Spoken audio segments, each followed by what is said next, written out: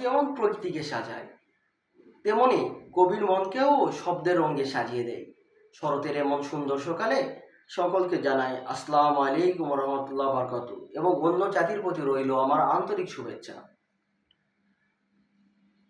জয়পুরহাট জেলা প্রেস ক্লাবের সভাপতি ও কবি ও প্রখ্যাত সাংবাদিক আবু বকর সিদ্দিক আঙ্কেল কর্তৃক সম্পাদিত দৈনিক ছোট যমুনা পত্রিকাটি জয়পুরহাটের মানুষের কথা তুলে ধরা এবং ন্যায্য অধিকার প্রতিষ্ঠার জন্য কাজ করে যাচ্ছে, এবং সেই সাথে সাহিত্য ও সংস্কৃতি চর্চার ক্ষেত্রে একটি উল্লেখযোগ্য ভূমিকা রাখতেছে। বলা হয় থাকে হুমায়ুন আহমেদ স্যারের কারণে সাহিত্যের রাজধানী কলকাতা থেকে ঢাকায় স্থানান্তরিত হয়েছিল। বাট হুমায়ুন আহমেদ স্যারের মৃত্যুর পরে হয়তো অলৌকিক কোনো কারণে কবিতা, সাহিত্য, উপন্যাসের প্রতি যে এক ঝোঁক ছিল তরুণদের বা সকল মানুষদের, তা কমে গিয়েছে। কারণ হয়তো পারে যে ফেসবুক বা ইউটিউব বিভিন্ন সামাজিক যোগাযোগ সাইট আসার কারণে, মোবাইল ইন্টারনেট সহজলভ্য হওয়ার কারণে মানুষ এসবের প্রতি অ্যাডিক্টেড হয়ে গিয়েছে।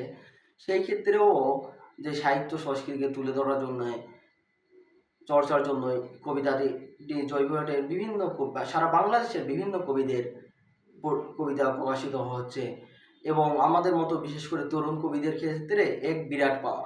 আমার কবিতা নিয়মিতভাবে জয়পুরহাট ছোটো যমুনায়, দৈনিক ছোটো যমুনায় প্রকাশিত হয়।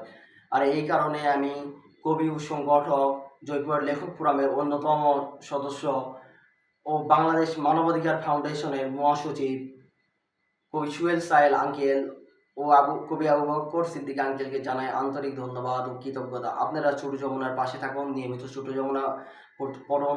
ছোট যমুনা জাতীয় দৈনিক হিসেবে গুরুত্বপূর্ণ ভূমিকা পালন করবে এবং জয়পুরহাটের ইতিহাস, ঐতিহ্য, সাহিত্য, সংস্কৃতিকে তুলে ধরবে এবং আপনাদের ন্যায্য অধিকার প্রতিষ্ঠায় কাজ করবে।